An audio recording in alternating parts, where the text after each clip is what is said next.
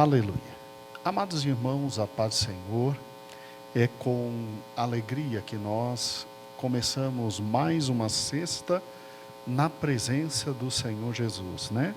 Deus nos dá a alegria de começar o final de semana sexta, caminhar no sábado e domingo, e de forma maravilhosa estar na presença dEle, adorando e bendizendo o nome dEle, né? Que Deus maravilhoso. E esse final de semana é um final de semana especial. Nós temos congresso de adolescentes e cremos que o Senhor há de nos abençoar de forma muito grande nesse congresso.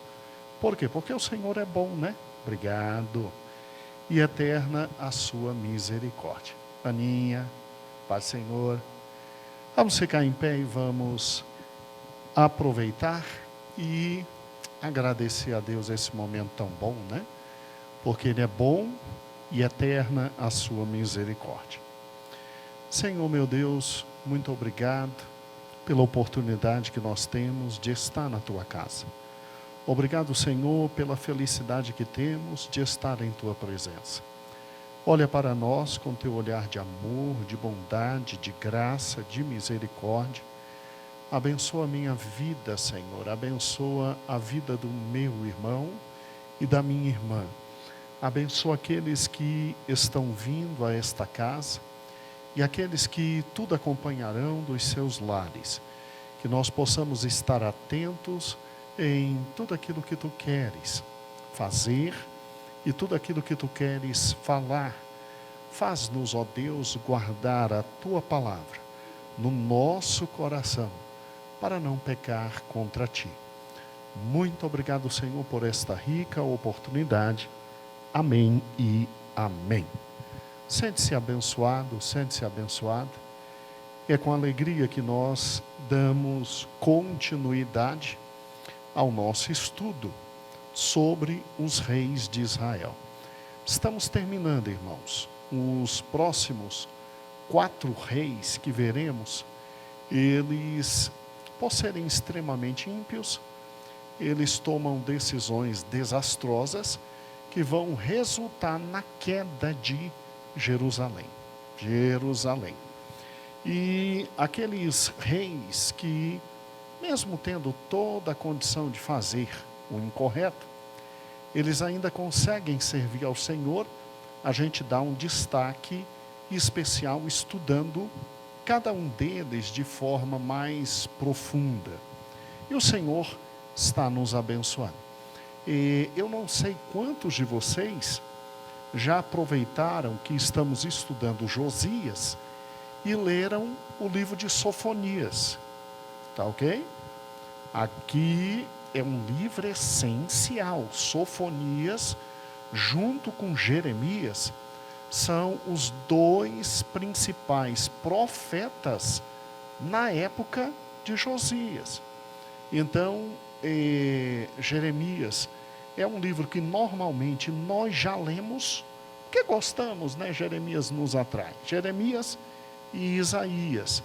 Agora, Sofonias a gente deixa um pouquinho de lado, não faz isso não. Ele é essencial para a gente entender o tempo em que o rei Josias estava vivendo. E aí, compreendendo tanto Jeremias quanto Sofonias, nós temos condições de entender tudo aquilo que estava acontecendo à época de Josias. Tá bom? Os irmãos que na sexta-feira passada não puderam estar, porque estavam com as senhoras lá no congresso, não se preocupem. Amanhã, pela manhã, pastor Eber estará passando o estudo de sexta-feira passada. Então, aqueles que por um acaso não puderam estar, amanhã de manhã, na leitura bíblica diária, né? A gente sempre vai com o texto bíblico que estamos estudando, Lamentações. A gente sempre trabalha exatamente de segunda a sexta. E aí, sábado, sempre tem a reprise do estudo da última sexta-feira. Então, Se de repente alguma coisa, você que está conosco hoje, não esteve semana passada, não entender completamente, ouvindo hoje e amanhã, aí fecha direitinho o conhecimento, tá bom? Vamos então, abra em 2 Crônicas, capítulo de número 34. Abra em 2 Crônicas, capítulo de número 34. Os slides, filho, para a gente poder fazer uma revisão fundamental. Olha que interessante. Nós estamos, vem cá, filha. Nós estamos estudando o rei Josias, um dos reis mais importantes de Judá. E o capítulo de número 34, ele diz exatamente o seguinte. E o capítulo de número 34 diz: tinha Josias 8 anos de idade, quando começou a reinar. 31 anos reinou em Jerusalém. Aí vem o resumo do reinado dele. Fez o que era reto aos olhos do Senhor e andou nos seus caminhos, e andou nos caminhos de Davi seu pai, sem se desviar deles, nem para a direita, nem para a esquerda. Porque no 8º ano do seu reinado, sendo ainda moço, começou a buscar ao Deus de Davi, seu pai, e no 12º ano, começou a purificar Judá e a Jerusalém dos altos e dos bosques, e das imagens de escultura e de fundição. E derribaram perante ele os altares de Baalim, cortou as imagens do sol, que estava acima deles, e os bosques e as imagens de escultura e de fundição quebrou, reduziu a pó e os aspergiu sobre as sepulturas dos que tinham sacrificado. E os ossos dos sacerdotes queimou sobre os seus altares e purificou a Judá e a Jerusalém. O mesmo fez nas cidades de Manassés, de Efraim, de Simeão e ainda até Naphtali, em seus lugares assolados ao redor. E tendo derribado os altares e os bosques e as imagens de escultura, até reduzi-los a pó, e tendo cortado todas as imagens do sol em toda a terra de Israel, então voltou para Jerusalém. E no ano 18º do seu reinado, havendo já purificado a terra e a casa, enviou a Safã, filho de Azalias, e a Maaseias, maioral da cidade, Joá, filho de Joacás, registrador, para repararem a casa do Senhor. Veja que o nosso autor sagrado, ele faz questão de ligar Josias a datas específicas, a momentos específicos de vida dele, e ele faz questão de destacar essas datas. E obviamente, se isso é feito, finalidades não só históricas, mas também teológicas e espirituais, o autor sagrado tinha. Por isso que, agora numa rápida revisão, nós vamos fixar essas datas e vamos poder relembrar com os irmãos o que estudamos até o versículo de número 8 na semana passada. Vamos ver se funciona agora, filho. Vamos lá, Davi. Os slides. Muito bem. Agora está indo, graças a Deus. Vamos lá.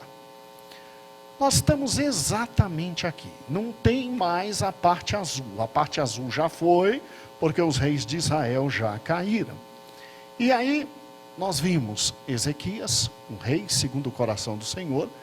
Vimos Manassés, um homem que começa muito mal, mas termina bem. Vimos o seu filho Amon, que reinou somente durante 2 anos, ao contrário do pai que reinou 52 anos, mas só serviu a Deus no final da vida. E agora estamos vendo o reinado de Josias. Olha que interessante, a Bíblia, quando fala de Josias, ela destaca exatamente esses 2 pontos extremos. E o que está de verde ali, na nossa cronologia do pastor Felipe, é fundamental porque são datas em que Deus destacou e elas são essenciais para a gente entender Josias. Então, aqui está o início do reinado dele. Ele é filho de Amon, que reinou só 2 anos. A Bíblia diz que ele reina durante 31 anos. E se ele começou a reinar aos 8 anos, reinando 31 anos, morre muito cedo. Morre com 39 anos. E veremos sexta-feira que vem a burrada que ele fez no final da vida. Se tem alguém que viveu muito bem a vida inteira, foi esse rei. A única loucura que ele cometeu foi no final da vida, com 39 anos, e custou a própria vida. Dói no coração, né? Mas fazer o quê? Agora, olha que interessante. Quando ele tem 14 anos, então, de 8 até 14, a Bíblia não fala nada sobre ele. A Bíblia coloca como marco o 8º ano de reinado dele, dizendo que no 8º ano de reinado ele começou a buscar o Senhor. E vimos isso semana passada. Então, nesse primeiro momento da vida dele, de 8 até 14 anos, você tem aqueles anos de inocência, aonde é uma criança que quer viver como criança, crescer como criança, e mesmo sendo rei, é uma criança e um adolescente. Mas que, por influência da sua mãe, como vimos semana passada, ele, aos 15 anos, no 8º ano do seu reinado, ele começa a buscar a quem? A Deus. Aí vimos, na nossa última aula, que quando ele tem 18 anos, é um período, então, 15, 16, 17, 18, 4 anos, contando desde 15. É um período onde ele simplesmente, entendendo a vontade de Deus, ele se prepara para que a vontade de Deus seja feita. Pastor, pelo amor de Deus, ele é um rei. Como é que ele precisa de 1, 2, 3, 4 anos para se preparar para fazer a vontade de Deus? Infelizmente, ele herda um estado, um governo, um povo, uma terra que está assolado pelo pecado. E os assessores dele são extremamente perigosos, porque estão ganhando muito dinheiro com o pecado. Então ele prepara tudinho, depois que entende o que Deus quer, ele se prepara para no 19º ano da vida dele, aqui, exatamente no 12º ano de reinado, como diz a Bíblia, fazer o que a história chama de reforma de Josias. E aí, na aula passada, nós ampliamos aqui, para que você pudesse ver direitinho. Então aqui, ó, no 8º ano, a Bíblia diz que ele começa a servir ao Senhor e buscar o Senhor. Ele tem aqui 15 aninhos. Aí, 1, 2, 3, 4 anos ele se prepara, e quando ele vê que ele tem força política, econômica, social, como vimos na aula passada, aí ele aqui no 12º ano, com 19 anos, ele começa a limpar Jerusalém e Judá. E Deus, por misericórdia, exatamente aqui no 12º ano, quando ele chega no 1º ano de luta para limpar Jerusalém e Judá, Deus levanta Jeremias para ajudá-lo enquanto profeta. Então, Judá tinha 2 grandes profetas do Senhor, Jeremias e Sofonias. E tinha um rei que estava com o coração voltado para servir ao Senhor. E aí começa toda a limpeza na cidade. Olha que interessante, são 7 anos de luta. 7 anos. 19 anos, 20, 21, 22, 23, 24 anos. Quando ele tem 25 anos, aí é que vem o versículo 8º. No 18º ano do seu reinado, ali, 18º, que acabamos de ler, havendo já purificado a terra e a casa dele, aí ele começa a purificação do templo. Então ele investe 7 anos para quê? Para isso aqui, ó, para a reforma de Josias. Ele ataca e destrói, como vimos semana passada, os bosques, as imagens, os altares, e ele ainda queima os ossos dos falsos sacerdotes em todos os altares para profanar aqueles altares. E aqui é que acontece aquela passagem lá de 1 Reis 13, quando aquele jovem profeta disse para Jeroboão I, Deus vai levantar de Judá um filho de Davi chamado Josias e vai acabar com tudo isso aqui. E ele acaba realmente. Olha o que Josias fez. Ele fez exatamente toda essa limpeza, começando por onde? Jerusalém. Olha lá no mapa, tá vendo? Jerusalém. Depois ele vai para Judá, segundo a palavra de Deus, e ele limpa todas as cidades grandes de Judá. Laquis, Belém. Aí ele desce lá em Simeão. E aí ele limpa Berseba e as outras cidades grandes. Quando ele limpa a parte de baixo da idolatria, sem ninguém esperar, ele vai para a parte de cima, que não tem mais rei por lá.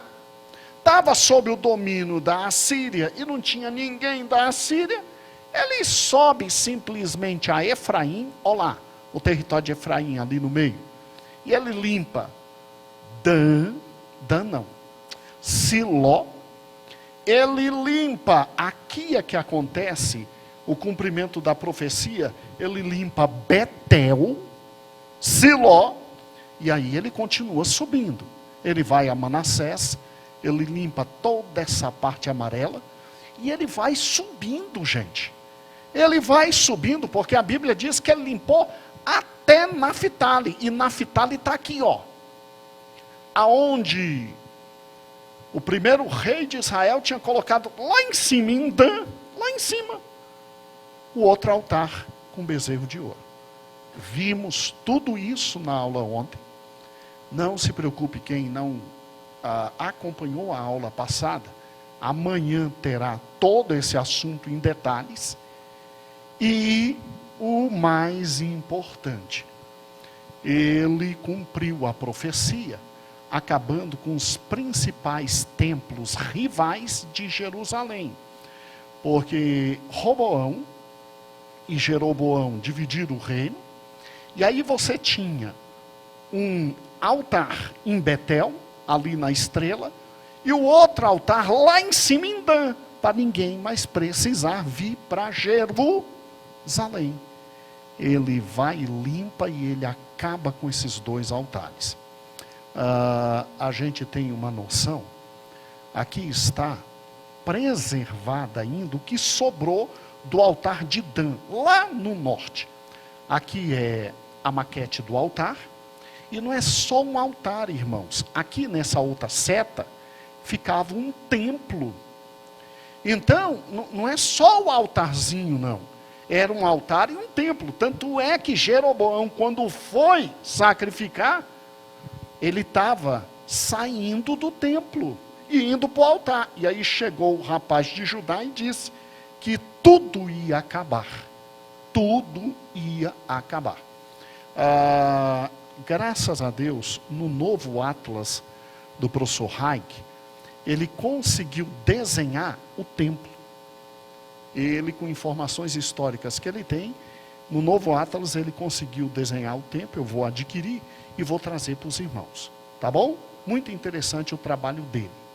E agora chegou o que vamos estudar hoje. A Bíblia diz que no 18º ano do reinado, tendo ele purificado toda a terra e a casa, ele agora vai olhar para o templo. Qual o problema do templo? É esse aqui, ó. Primeiro, o templo foi absolutamente profanado por Manassés e depois pelo seu filho, pai de Josias, Amon. O que eles fizeram? Irmãos, imagine ao redor do templo estátuas de todos os deuses possíveis na época. Você pode imaginar isso? E o pior, destruíram vários artefatos que se usavam no templo, que era, entre aspas, agressivo a esse Deus. E lá dentro, nessa parte de ouro, bonita lá dentro, colocaram a estátua de Azerá. Há muitos estudos científicos tentando provar que Yahvé é marido de Azerá. Em razão desse momento histórico, Ariston. É mole. O indivíduo faz a besteira e até hoje, a besteira que ele fez é estudada. E esses artigos científicos, se os irmãos depois quiserem eu coloco à disposição, eles são obviamente para agredir a fé. Mas tivemos isso, infelizmente. Então, o trabalho que nós vamos ver agora é exatamente esse aqui, ó. É um trabalho, primeiro, de limpeza. Limparam completamente o templo por dentro. De absoluta reconstrução do que tinham destruído do material original e destruição de todos os altares. E o mais bonito é isso aqui, ó. Depois que limparam e reconstruíram, olhe que fantástico. O rei Josias chamou todos os líderes de Judá, não foi só de Jerusalém, foi de Judá. E ele renova o pacto com Deus, comprometendo-se a obedecer ao Senhor e guardando todos os mandamentos. Todos os mandamentos. Segundo lugar, ele remove todos os objetos de adoração de Baal e Azerá, não só no templo, mas em todo ao redor. Em toda Jerusalém, em todo Judá. Terceiro lugar, ele expulsa quem estava ganhando com a falsa religião.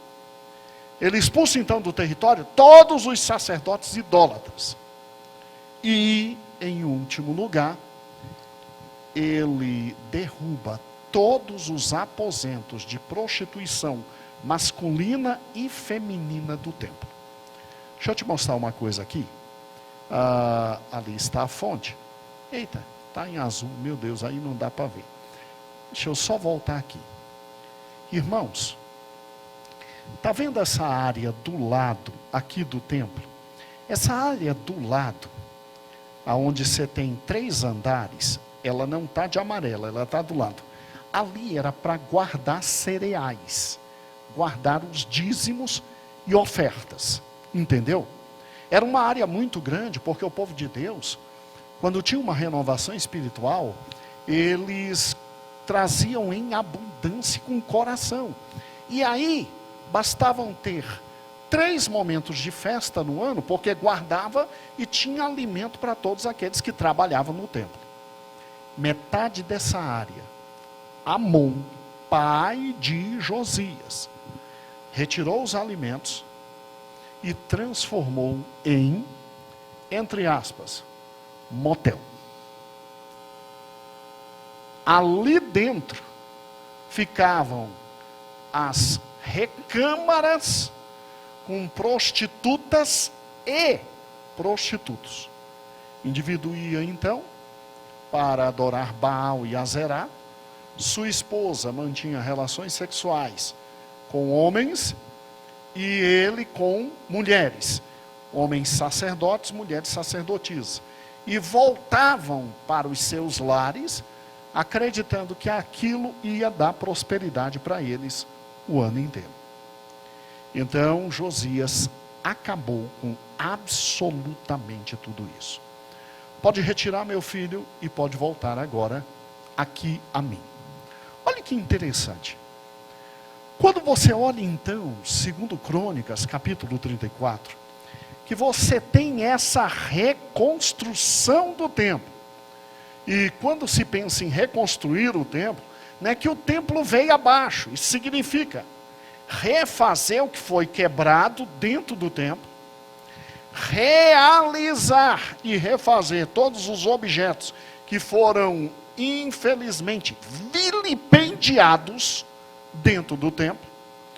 E, obviamente, retirar toda a sujeira do templo, para que o templo voltasse a ser o que ele sempre foi, o templo do Senhor, para a adoração do povo do Senhor. E aí, quando a gente vê o coração de Josias voltado para isso, é interessante que o texto, lá em 2 Crônicas 34, versículo 8 em diante, ele simplesmente chama os seus grandes chefes e diz, vamos reconstruir. E aí o texto vai, e o texto simplesmente diz que Deus utiliza homens que são honestos, fiéis, corretos, e são trabalhadores tão honestos que aqui está uma das raras passagens bíblicas em que o rei entrega dinheiro na mão deles e ainda permite que o povo entregue dinheiro e o rei não cobra 1 centavo numa auditoria. Não tem aqui auditoria. O rei simplesmente confiava completamente nesses homens, e esses homens reedificaram todo o templo. Todo o templo.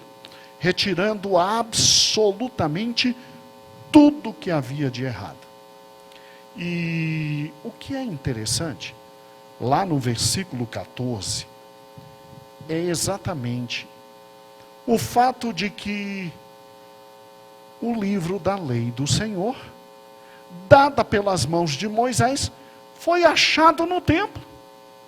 Então o versículo 14 de 2 Crônicas diz assim: e tirando eles o dinheiro que se tinha trazido à casa do Senhor, Ilquias, o sacerdote, achou o livro da lei do Senhor, dada pelas mãos de Moisés. E a Bíblia diz que assim que eles acham, eles vão correndo entregar o livro para o rei. A leitura, de forma muito clara, diz isso. E aí, lá no versículo 18, Safã, o escrivão, chega diante do rei dizendo: olha, o sacerdote Ilquias me deu um livro. E Safã leu o livro perante o rei. E olha que bonito. Versículo 19 diz que depois que o rei ouve a leitura do livro, rasga as suas vestes. Por que ele rasga as suas vestes? Sinal de arrependimento e vergonha. Agora, pensa comigo um pouquinho. Como é que o homem do tamanho de Josias rasga as suas vestes? Como é que um homem do tamanho de Josias vai para o arrependimento? Como é que um homem do tamanho de Josias acha nele pecado? Irmãos, pessoalmente eu não sei. Mas vou ser franco. Se Josias, que é Josias, rasga as vestes depois de ler o livro do Senhor, na verdade ouvir a leitura do livro do Senhor, à medida em que Safã vai lendo Deuteronômio, porque que livro foi encontrado aqui? Deuteronômio. Pastor, não encontraram a Bíblia não? Deixa eu te mostrar a última foto do slide, para você ter uma ideia. Como era impossível a gente ter uma Bíblia. Aqui toda a reforma e aqui. Era assim a Bíblia na época. Não tinha como ter os 39 livros do Velho Testamento num único livro. O Códex, ou seja, a possibilidade de juntar livros, isso foi feito depois de Cristo. E graças a Gutenberg é que a gente tem isso. Na época era isso aí. Então o livro que foi encontrado, pode retirar, filho, foi o livro de Deuteronômio. E alguns estudiosos bíblicos dizem que não é todo Deuteronômio, mas foi o livro de Deuteronômio. E irmãos, bastou a leitura do livro de Deuteronômio para que Josias dissesse: erramos desde a época dos nossos pais e temos que nos arrepender. E aí, olha que lindo o que acontece aqui. Versículo 19. Acompanhe a leitura agora, por gentileza. Estamos em 2 Crônicas 34, 19. Sucedeu, pois, que ouvindo o rei as palavras da lei, rasgou suas vestes. E o rei deu ordens a Ilquias e a Aicão, filho de Safã, e a Abidom, filho de Mica, e a Safã, o escrivão, e a Asaías, ministro do rei, dizendo: ide e consultai ao Senhor por mim, e pelos que restam em Israel e em Judá, sobre as palavras desse livro que se achou, porque grande é o furor do Senhor que se derramou sobre nós, porquanto nossos pais não guardaram a palavra do Senhor, para fazerem conforme tudo que está escrito no livro. O que é isso aqui? Ele disse para 5 dos principais assessores dele: vai e consulta o Senhor, porque nós estamos lascados. Foi isso. Nós estamos arrebentados. Não vai sobrar nada de nós. Porque se esse livro é o livro do Senhor, pode ficar tranquilo que a ira do Senhor está perto de vir. Gente, olha a capacidade de leitura histórica de Josias. Josias não é qualquer rei. Josias, após a leitura da lei, ele diz: opa, vem a ira do Senhor. E vem a ira do Senhor, por quê?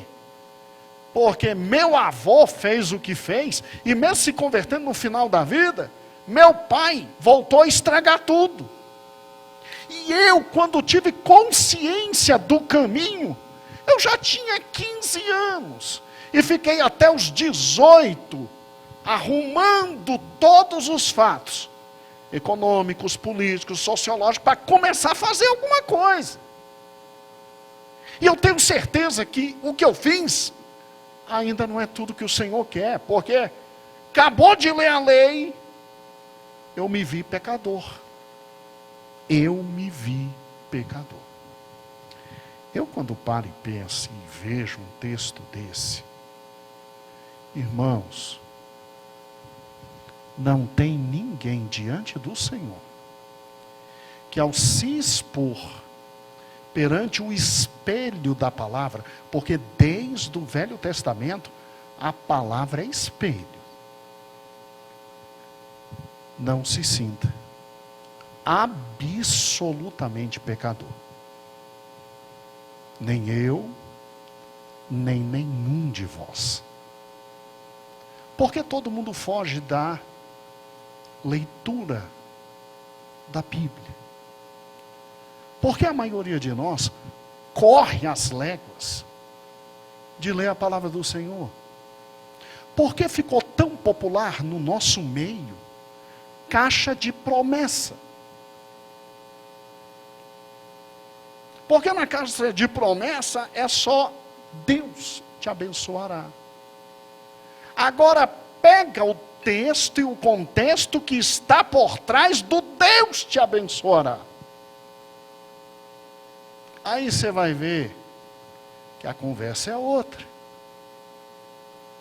Mas Deus é bom e eterna a sua o quê? Misericórdia. Pastor, vamos ser francos. Deus não atende um coração quebrantado. Positivo, atende.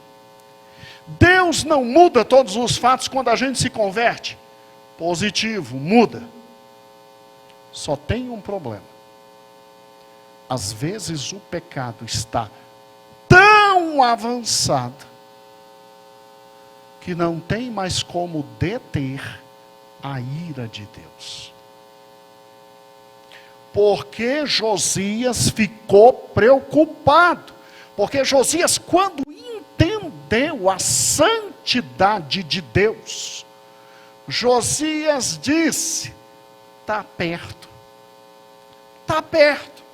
Josias somou 2 mais 2 e se lembrou, obviamente, de tudo que aconteceu em Samaria. Josias tinha a dimensão que estava perto a ira do Senhor. Tanto é que ele disse: vai consultar para ouvir a voz de Deus. E ele não mandou qualquer um. Ele mandou o que poderíamos dizer hoje, só a diretoria, entendeu? Só a diretoria. Mandou a nata. E adivinha para onde esses homens foram? Engraçado, não foram para Jeremias, não foram para Sofonias. Foram para uma mulher profetisa chamada Hulda. Engraçado, né? Todo mundo quer tirar oportunidade de mulher trabalhar desde o Velho Testamento. Mas na hora que aperta, vocês se lembram que quando estudamos a história da igreja, mostrei para os irmãos um período de 420 anos que não teve um homem no comando, porque morreram todos. Isso não é a mulherada, a igreja não chega onde chegou.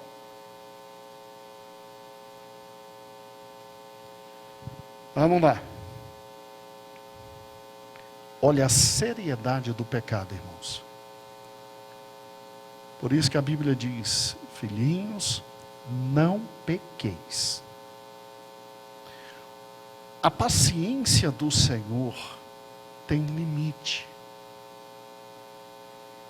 E por mais que Josias fosse um homem que levou toda a sua geração a servir a Deus, os pecados já estavam tão entranhados no povo, que olha o que essa mulher disse. Versículo 22. Então Ilquias, que era o principal deles, e os enviados do rei foram ter com a profetisa Hulda. Ninguém até hoje sabe por que foram atrás de Uda.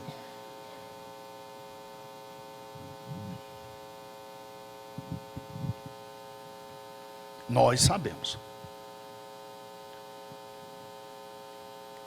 Mulher de Salum, filho de Tocate, filho de Arás. E esse Salum, ele era muito importante. Ele guardava as vestimentas daqueles que estavam trabalhando ali no templo. Por que é importante? Entre no santo lugar com a roupa suja. Vá lá, sumo sacerdote, entre no santo dos santos, uma vez, com uma poeira no peitoral. Entre sacerdote fiozinho para o sacrifício sujo. Vá lá. Olha, é importante. Se esse homem aqui erra no trabalho dele, morria sacerdote. Pense no indivíduo que era muito bem pago. E a esposa desse homem não poderia ser qualquer uma. Era uma profetisa. E aí vem.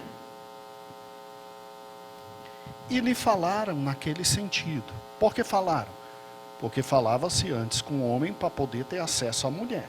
Isso. E aí tiveram acesso a Uda. E ela respondeu dizendo: assim diz o Senhor Deus de Israel: dizei ao homem que vos enviou a mim, assim diz o Senhor: eis que eu trarei mal sobre este lugar e sobre os seus habitantes, a saber, todas as maldições que estão escritas no livro que se leu perante o rei de Judá. Você já imaginou quando Josias ouviu isso? Você já imaginou que foi Josias dizer: eu sabia, eu já estava sentindo, vai vir, é inevitável. Gente, não tem para onde. Chega um momento em que simplesmente a ira do Senhor se manifesta. Não tem. O máximo que pode acontecer é a ira sendo adiada por causa da existência de Josias. Por isso que a grande tribulação não começa antes da igreja subir. É simples isso. Para ela começar, tem que a igreja subir. Porque a grande tribulação é a ira de Deus manifesta. Como estudamos na revista do arrebatamento. Agora, olha que interessante. Porque me deixaram e queimaram incenso diante de outros deuses, para me provocarem a ira com toda a obra das suas mãos.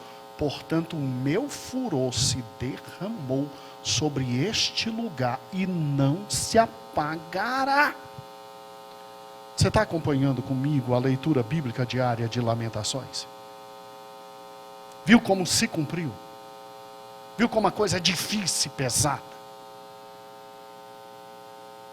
Mas pastor, Josias fez o que fez. Tá, por causa de Josias, vem o versículo 26. Porém, ao rei de Judá, que vos enviou a consultar ao Senhor, assim lhe direis: assim diz o Senhor Deus de Israel, quantas palavras, como teu coração se enterneceu, e te humilhastes perante Deus, ouvindo as suas palavras contra este lugar, e contra os seus habitantes, e te humilhastes perante mim, e rasgaste as tuas vestes, e chorastes perante mim, também eu te tenho ouvido, diz o Senhor. Eis que te ajuntarei a teus pais, e tu serás recolhida ao teu sepulcro em paz, e os teus olhos não verão todo o mal que hei de trazer sobre esse lugar e sobre os habitantes. E voltaram com esta resposta ao rei. Se você é Josias, não dá uma coisa ruim no coração saber que você entendeu direitinho o que está na Bíblia? E que agora não tem mais retorno? E que agora não tem mais volta? Irmãos, o pecado continua da mesma forma, só que agora é de forma individual. Porque depois que Jesus veio, a salvação, ela se torna absolutamente individual. Tem gente que o pecado já dominou tanto a vida, tanto a vida, tanto a vida. Deus já deu tanta oportunidade para a peça rara mudar. Pode ficar tranquilo. Pode vir um milagre do céu. Não adianta. Vai cair de novo no erro. E vai ser levado. É difícil ouvir isso, mas é verdade. Agora, Josias sente no seu coração então a dor. E se você é Josias, você fica assim, mas espera aí. Mas eu estou aqui tentando alguma coisa. Mas eu estou aqui lutando pela modificação. Mas eu estou aqui, Senhor. Só que os decretos do Senhor são eternos. E o Senhor já tinha dito: vou destruir. Agora, por tua causa, até o dia da tua morte, não acontecerá. Eu vou livrar teus olhos de verem o mal. A minha mãe, depois de uns 30 anos de ler a palavra do Senhor, isso aqui veio na alma dela de tal forma, que toda vez que ela viaja, ela diz assim, ela ora: Senhor, livra meus olhos de verem o mal. E graças a Deus, Deus tem realizado. Se você é Josias, Josias vivendo hoje, com certeza ele diria: já que não adianta nada mesmo, comamos e bebamos, porque amanhã a gente vai morrer mesmo. Mas Josias, segundo o versículo 30, disse: e o rei subiu à casa do Senhor com todos os homens de Judá, e os sacerdotes e os levitas, mesmo sabendo do decreto de morte, do menor até o maior, leu aos ouvidos dele todas as palavras do livro de concerto, principalmente Deuteronômio 28, 29 e 30, e se pôs em pé, e fez concerto perante o Senhor, para andar após o Senhor, e para guardar os seus mandamentos.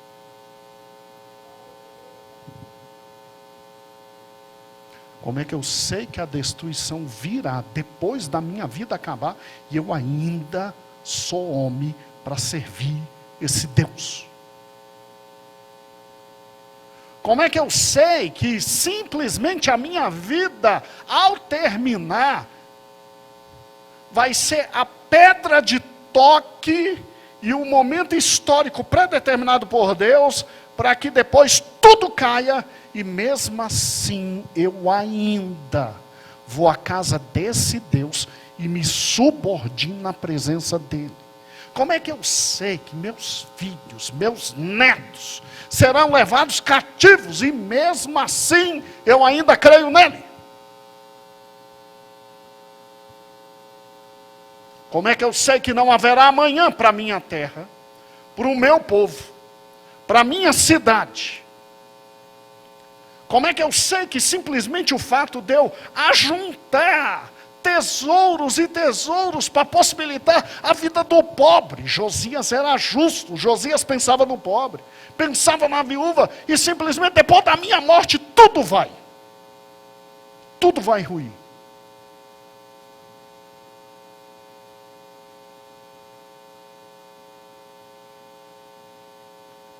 Porque meus antepassados se dedicaram tanto ao mal, que não há mais jeito.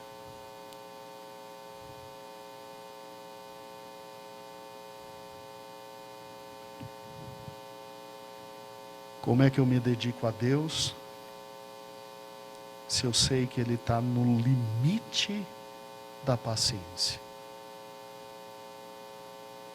A maior tristeza de um pai é saber que seu filho não tem futuro.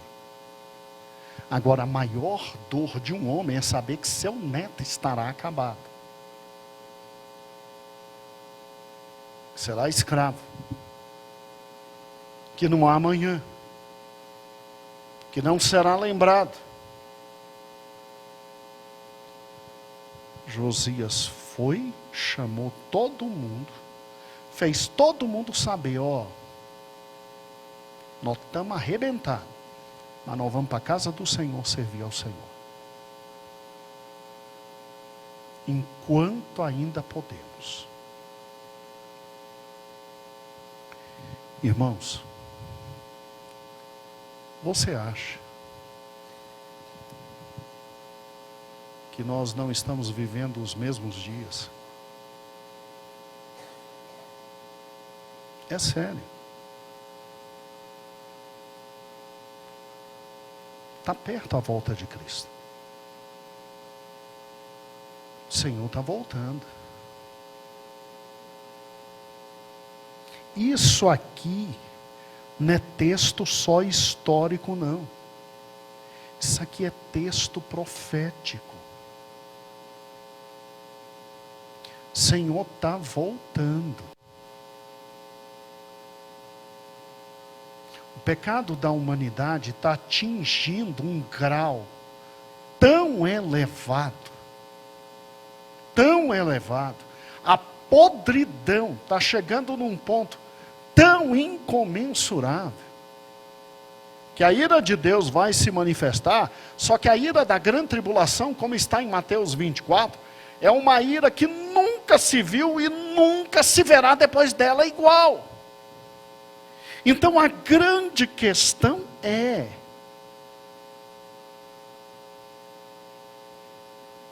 luta por tua alma, luta pela alma dos teus, porque a ira do Senhor está perto.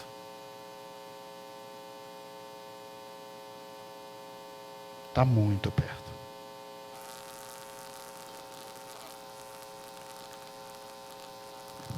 Josias tinha uma certa esperança de que o profeta de Deus, ou a profeta de Deus, dissesse: olha, está tudo estragado, mas como vocês se converteram, vai mudar tudo.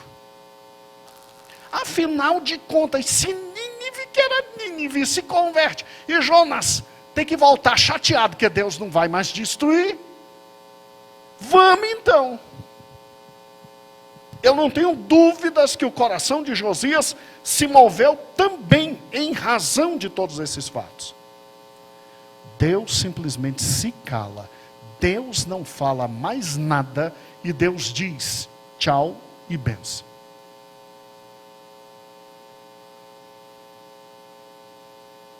Tchau e benção.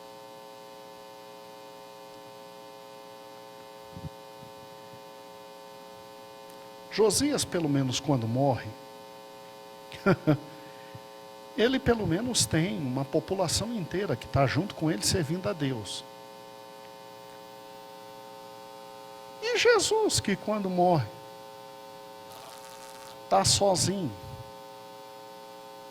A Bíblia diz que depois que Jesus morreu e apareceu 2 vezes aos discípulos, quando ia aparecer a terceira vez, antes da terceira vez aparecer, Pedrão olhou e disse: eu vou pescar. vou voltar, a velha vida, todo mundo voltou com ele.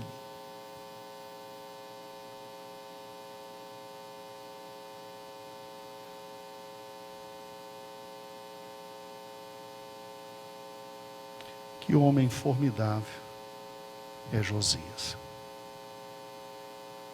Mesmo sabendo do que o Senhor já tinha dito. E durante o restante da sua vida, até seu 39º ano de existência, sem ouvir mais nada do Senhor, voltando atrás. Bem, é mais ou menos aquela história. É o que temos para hoje. É o que temos para hoje. Então Josias, se você parar e pensar, ele a partir desse momento, ele tinha que proceder na sua vida com muita cautela. Porque o tempo dele estar vivo era o tempo em que a misericórdia de Deus ainda alcançaria em razão de todos seguirem a ele. E ele tinha que andar sim com toda a cautela e buscar o Senhor. Era para Josias cair em depressão, né? Era para Josias ter jogado a toalha. Era para Josias ter dito, já que não adianta nada mesmo, vai destruir. Aí o capítulo 35 diz que ele simplesmente celebra uma das maiores Páscoas que já teve em Israel e Judá. Maior do que Salomão e maior do que Ezequias. Ele celebra uma Páscoa como poucos. E ele vai viver a vida na presença de Deus. Ele vai servir o Senhor de todo o seu coração. Para você ter uma noção de como foi essa Páscoa, capítulo 35, versículo 18.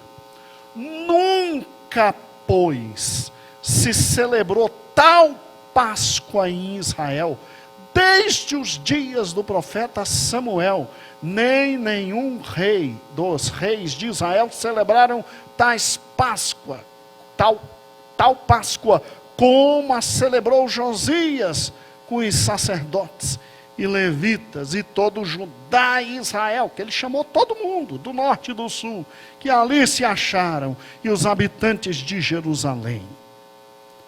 E no ano 18º do reinado, se celebrou essa Páscoa. Foi depois de ter ouvido de Deus, não tem futuro. Ele diz, então agora que nós vamos nos consertar, e agora que nós vamos celebrar a maior das Páscoas. O grande Josias de todos os tempos, também no dia mais difícil da vida dele, ele conversa com o pai, né? Aí, pai, dá para afastar o cálice? O pai só olha para a cara dele. Ok, eu fico com o cálice. Sem nenhum problema.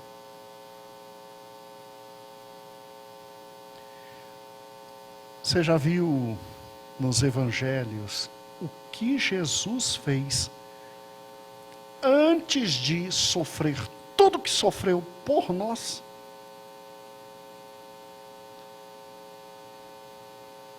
A Bíblia diz que, tendo cantado um hino, ele foi ao Getsemane, e a partir dali, ele sofre.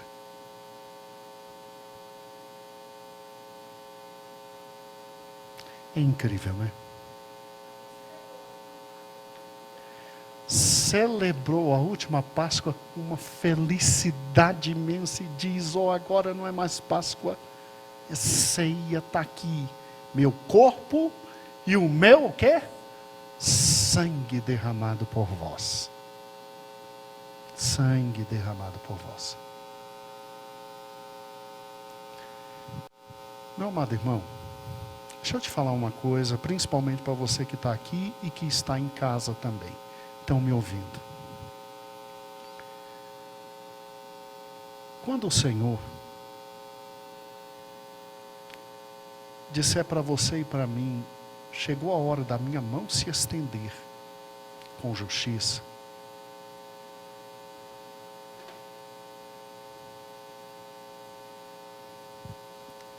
cante um hino, celebra a Páscoa, vai viver e vai para a presença dele. Sabe por quê? Porque com Josias, depois dele, vem reis e a destruição de Judá. Mas lá na frente, tem o retorno da Babilônia. E nunca mais esse povo teve problemas com idolatria. Com o grande Josias, tem a morte cruenta. Numa sexta-feira. Mas no domingo de manhã, tem a ressurreição. Tem a ressurreição. As misericórdias do Senhor são as causas de não sermos consumidos. E as misericórdias do Senhor se renovam a cada manhã. O Senhor deu, o Senhor tomou. Então bendito seja o nome do Senhor. Que homem maravilhoso, né? Ele é um tipo de nosso Senhor e Salvador Jesus Cristo. Por isso que a gente não brinca com o pecado. Por isso que a gente mata o pecado no início. E se você ficar acalentando o pecado a vida inteira, talvez a coisa não se arrebente com alguém que é seu e que você ama e que serve a Deus, mas uma vida inteira no pecado pode trazer consequências lá na frente. Lá na frente.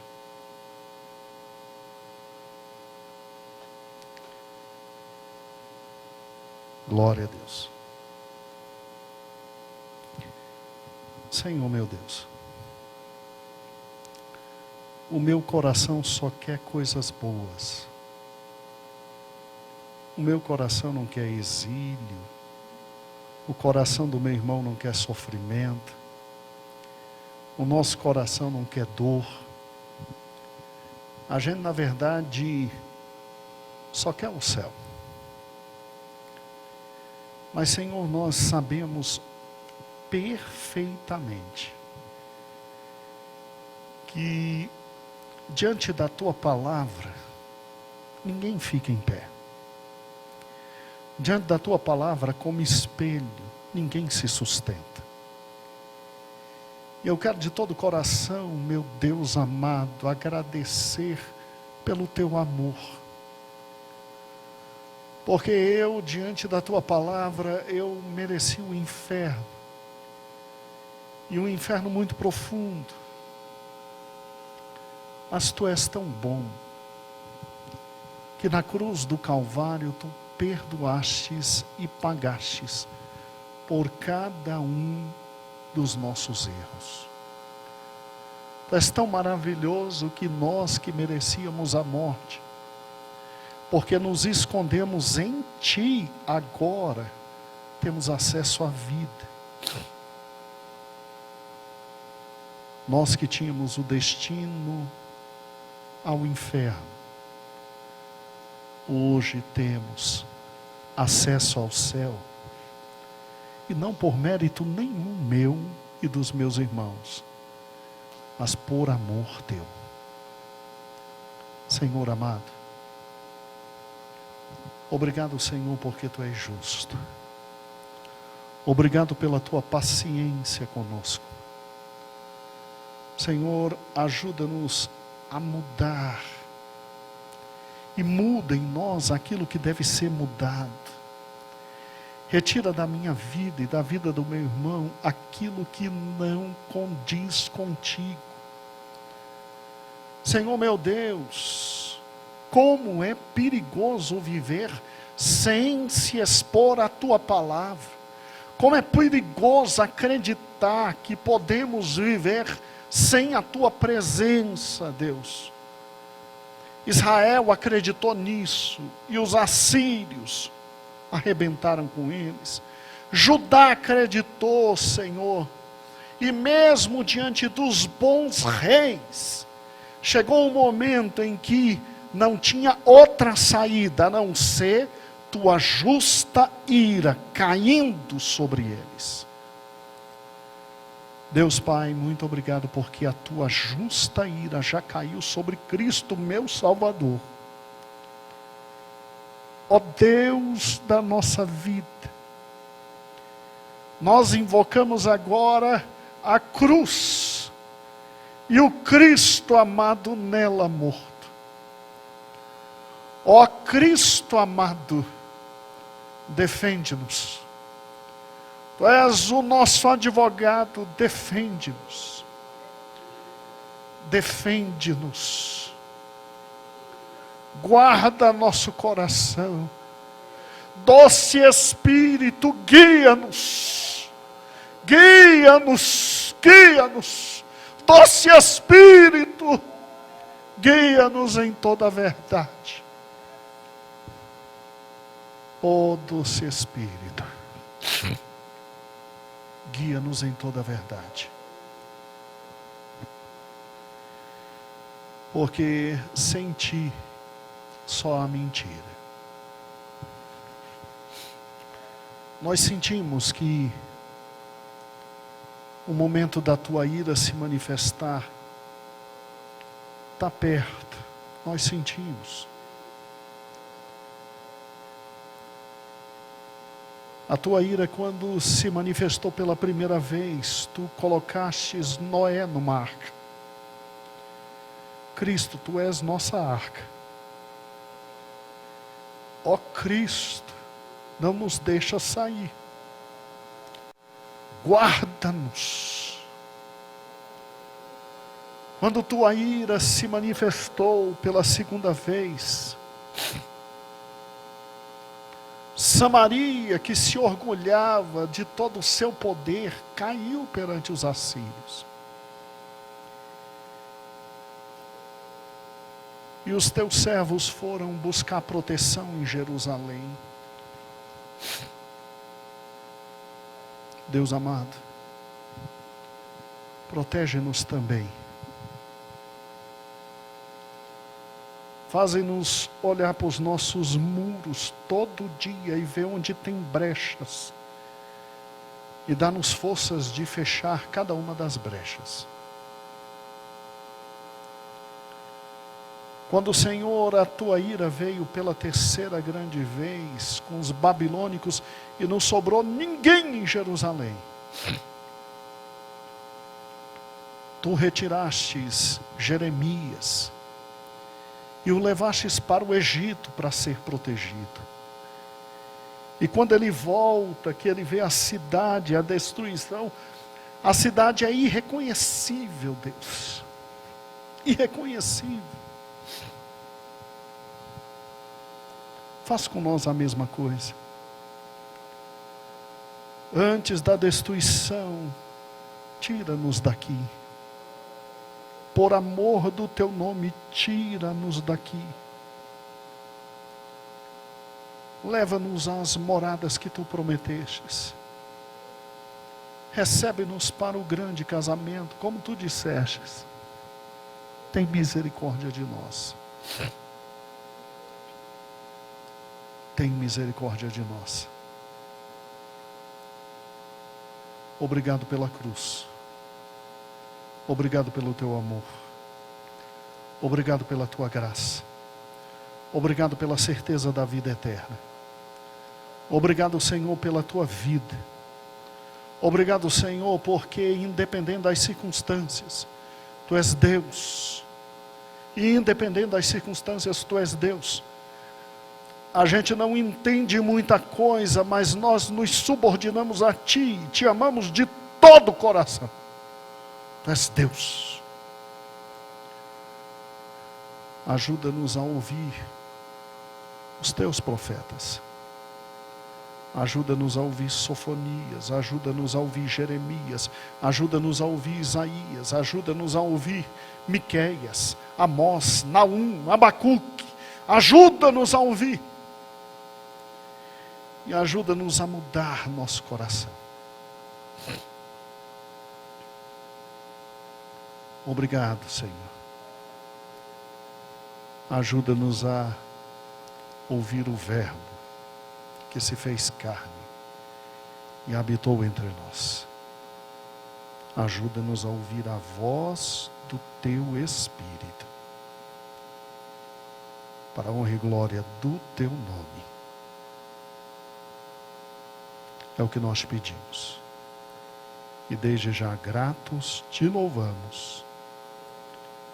Amém e amém. Glória a Deus. Como Deus é bom.